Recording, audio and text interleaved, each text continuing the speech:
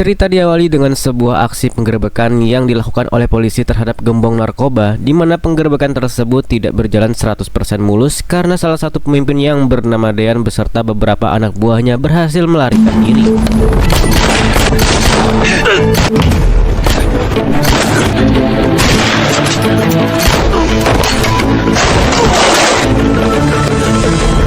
Dan kisah akan berfokus pada seorang polisi bernama Ajun yang terkenal sangat ahli menyamar dan mampu masuk ke dalam lingkungan para gembong kelas kakap.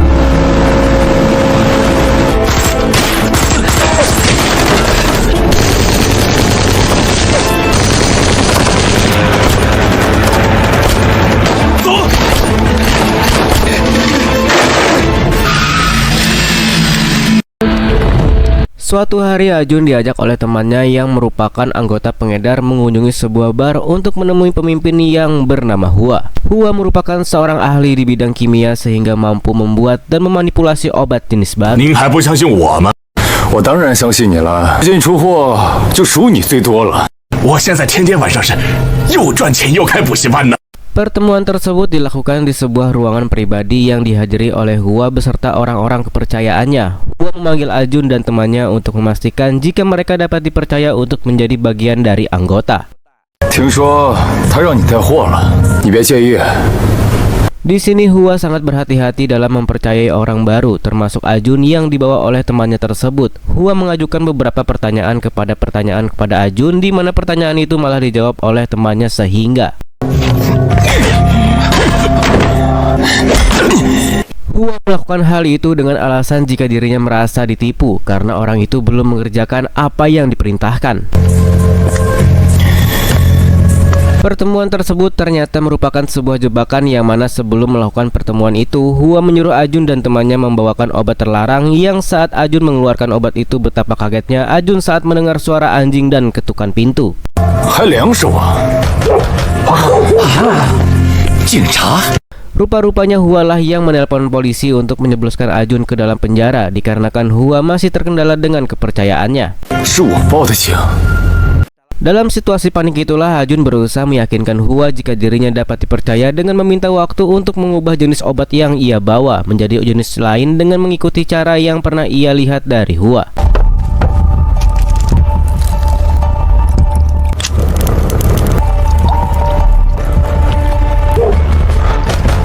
Tak lama kemudian polisi memaksa masuk dengan mendobrak pintu dan menangkap beberapa orang termasuk Ajun dan temannya yang tadi sempat tidak sadarkan diri.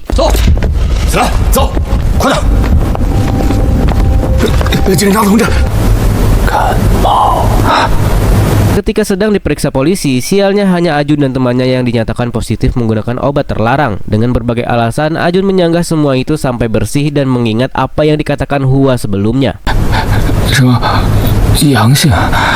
Ajun mengelak menggunakan obat dengan alasan dia mengalami flu dan memperlihatkan ingus yang ada di tangannya ke polisi. Dan dengan segala pertimbangan mereka, Ajun akhirnya dibebaskan dan bisa keluar dari kantor polisi.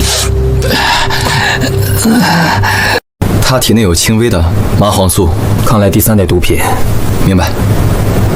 Setibanya di luar, betapa kagetnya Ajun saat melihat Hua beserta anak buahnya sudah menunggu di jalanan. Ternyata Hua menyambut hangat atas dilepaskannya Ajun dan menjadikannya sebagai anggota baru di kelompoknya. 我只相信一样东西，叫化学反应。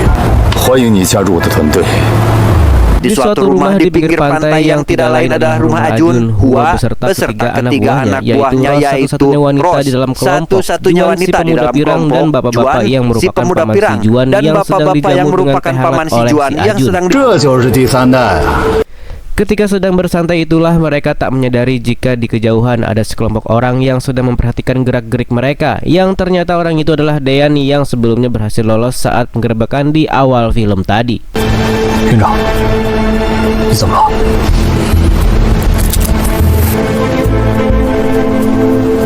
Sejenak kita akan dibawa mundur ke waktu sebelum Ajun bergabung dengan kelompok Hua. Tepat 1 hari sebelum Ajun pergi untuk menemui Hua, Ajun diajak berdiskusi terkait dirinya yang mulai Dean curigai. Ya hampir saja dihabisi oleh Dean dan anak buahnya akan hal tersebut.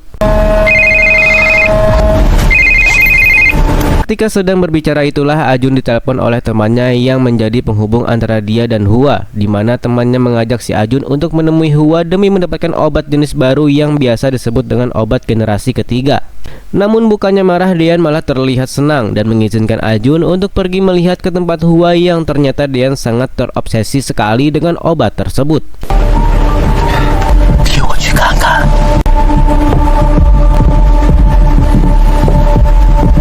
Kembali pada saat Ajun dengan kelompok Hua yang saat itu sedang berada di sebuah gudang penyimpanan barang yang disiapkan untuk dikirimkan. Ajun langsung berangkat untuk mengirimkan barang tersebut bersama si bapak yang ketika mereka baru saja memasuki sebuah gang sempit, tiba-tiba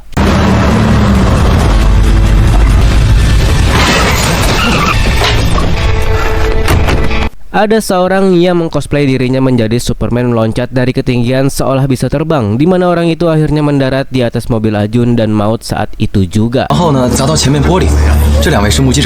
Ketika polisi sedang memeriksa TKP dan sibuk menanyakan rekan Ajun sebagai saksi mata kejadian itu, tepat di balik kerumunan terlihat Dean dengan siulannya memanggil Ajun dan mulai menanyakan semua yang Ajun tahu mengenai kelompok Hua, di mana Ajun mulai memberitahu Dean tentang siapa nama Hua sebenarnya.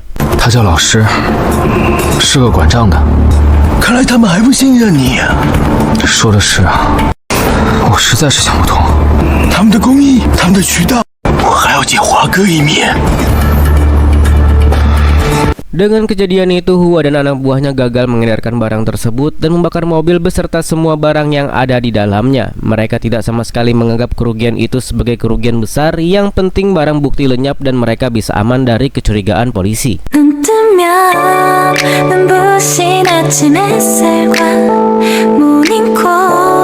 Pada suatu waktu, di saat perayaan ulang tahun, Juan betapa kagetnya Hua saat ada suara motor mendekat ke arah markas mereka. Karena seharusnya tidak ada orang yang mengetahui tempat itu kecuali anggotanya sendiri. Yang ternyata orang yang mendekati markas mereka adalah pacar Juan yang datang untuk mengucapkan selamat ulang tahun.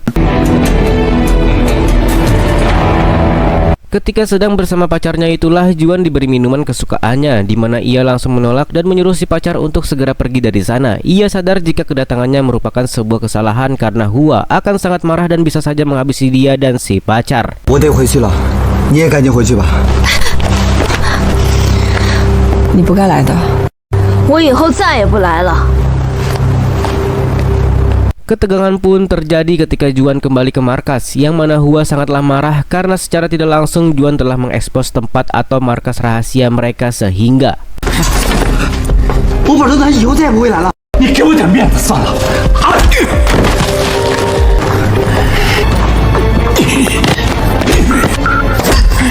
大晚上的，骑那么招摇的摩托车。 Setelah Hua memukuli Juan sampai babak belur, Hua mengambil ponsel milik Juan agar dia tidak bisa menghubungi pacarnya lagi dan tidak bisa membocorkan tempat persembunyiannya kepada orang lain. Di mana Juan yang merasa tidak terima dan marah besar kepada Hua pun sampai tak sengaja memanggil Hua dengan nama aslinya sehingga Juan mendapatkan ponselnya kembali, namun dia langsung membanting serta menginjak-injaknya agar ia bisa kembali mendapatkan kepercayaan dari Hua.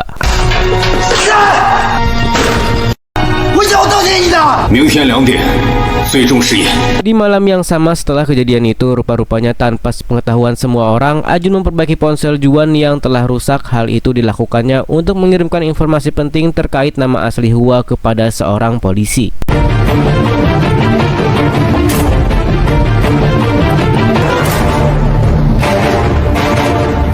Sebagai hukuman, Juan ditugaskan untuk mencoba obat baru yang mereka ciptakan, yang ketika obat itu dimasukkan ke dalam tubuh Juan, tiba-tiba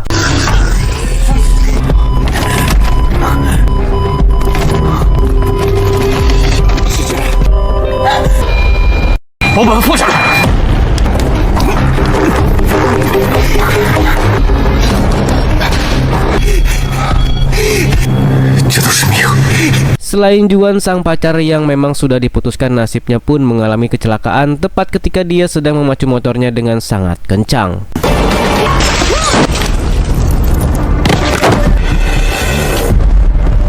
Juan yang tidak bisa bernapas lagi membuat Ajun yang panik langsung berlari keluar mencari linggis. Ia mencongkel aki mobil membuat alat kejut jantung sederhana untuk menyelamatkan Juan.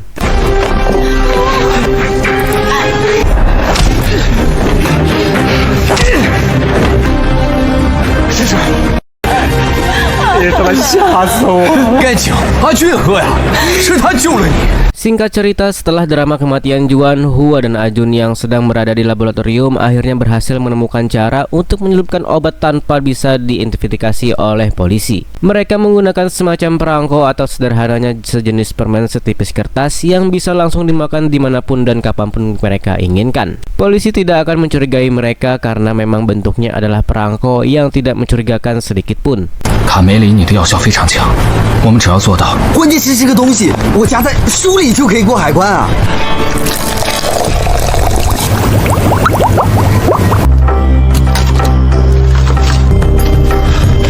就成了啊！ Percobaan pertama mereka lakukan kelompok Hua mulai berpencar mencari nasabah lama atau para pelanggan yang mereka langsung tawarkan obat yang terlihat seperti perangko tersebut, di mana itu diterima dengan baik serta langsung membelinya dalam jumlah yang sangat banyak.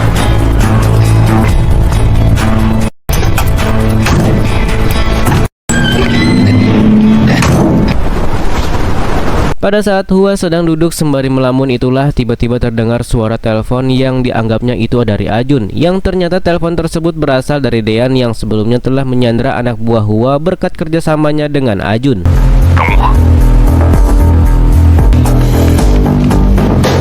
Tak lama kemudian, Hua pergi ke tempat Dean untuk menyelamatkan anak buahnya yang saat ini tengah disandra. Entah apa yang Hua pikirkan, ia dengan santainya pergi sendiri ke markas Dean sambil menghisap cerutunya tanpa memperlihatkan raut wajah tegang sedikit pun.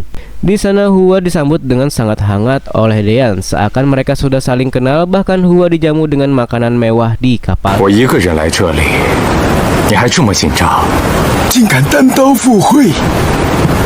华哥，敬你。harga ya.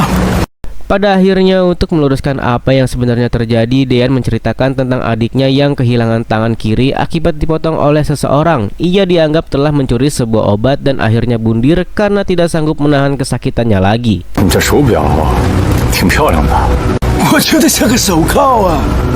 Saking sayangnya pada si adik, Dean sampai rela memotong tangan kirinya juga agar bisa merasakan penderitaan yang selama ini dialami oleh adiknya. Yang semakin panjang pembicaraannya, rupa-rupanya semua pembicaraan itu ditunjukkan khusus untuk Hua yang ternyata adalah pelaku dari pemotongan tersebut, sehingga Dean yang sakit hati pun berniat membalaskan dendam si adik dengan menghabisi Hua. Tetapi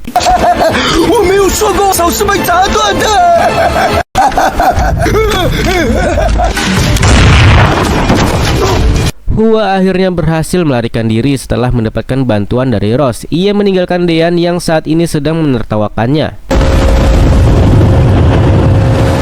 Beberapa waktu berlalu setelah kejadian itu, Hua memperlihatkan mesin miliknya kepada Ajun yang kali ini lebih canggih dari alat kemarin. Namun baru saja mengagumi barang itu, tiba-tiba 如果你走正道的话，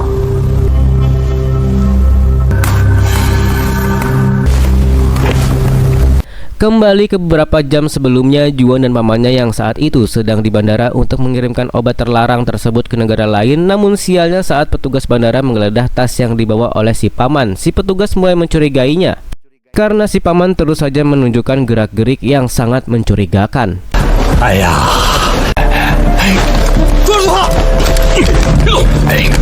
Juan sendiri yang tadinya izin ke toilet berhasil melarikan diri dengan mudah. Ia memilih untuk meninggalkan pamannya daripada harus tertangkap oleh polisi. Setelah sampai ke tempat Hua, Juan langsung menceritakan terkait kejadian yang dialami si paman kepada Hua. Yang bersamaan dengan itu, polisi mulai berdatangan ke sana sehingga Hua yang kasihan kepada anak buahnya pun meminta mereka untuk segera pergi dari sana. Di mana Ajun dengan santainya memilih untuk menemani Hua agar mereka bisa tetap bersama meski harus berakhir di penjara. Saat Ross itulah ternyata polisi sudah mengelilingi tempat itu, di mana mereka sempat terlibat adu tembak yang membuat Ross harus mengembuskan nafas terakhirnya akibat terkena tembakan polisi.